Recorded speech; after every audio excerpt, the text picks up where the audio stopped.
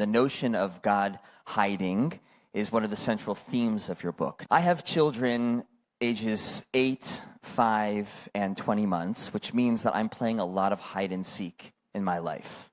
So it was very resonant for me to hear you using this imagery because I have real experiential knowledge of this game. There's joy in the seeker, for the seeker, and there's joy for the one who hides. But the game falls apart for one of two reasons. The seeker doesn't actively pursue well enough the person who's hiding and isn't putting any effort into finding the person who's hiding.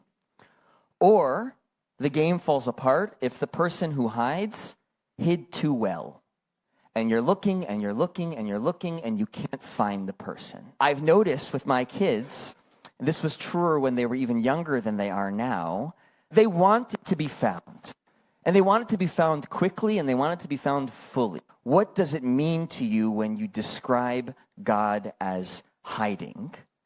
And how do you understand the balance of who is seeking, who is hiding, how easy it is to be found, and how hard it might be to be found? Heschel was very fond of this imagery of hiding and seeking, and he got it from his Hasidic ancestors, and it goes way back in Jewish thought.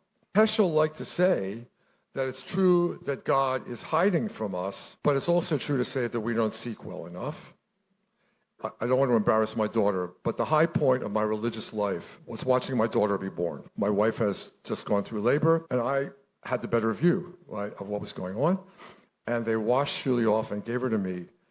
And I did two things spontaneously without planning. I danced around the room, and I said uncontrollably, thank God, thank God, thank God. You could not have convinced me then, and you could not convince me now that Asa and I did that ourselves, had that baby ourselves. There was God there. There was God there. And Buber says the second aspect of a miracle is you don't just have the astonishment for the moment that it happens, you abide in the astonishment. And in chapter 29, verse 28 of Deuteronomy, which says the nistarot, the same word for hiddenness, the mysteries belong to God, but the niglot, the revealed things, are given to us and our children to do all the words of this Torah. The Torah is telling you, you can't know, you're never going to know, it's not known, it's not knowable. What is God ultimately like? What happens after we die? Why is there evil? Why is history so bad? You can't know. This lesson was reinforced for me as a college student by the Rolling Stones. You can't always get what you want. No, you can't always get what you want. But if you try sometimes, you just might find that you get what you need. I think that is chapter 29, verse 28 of Deuteronomy, pretty precisely.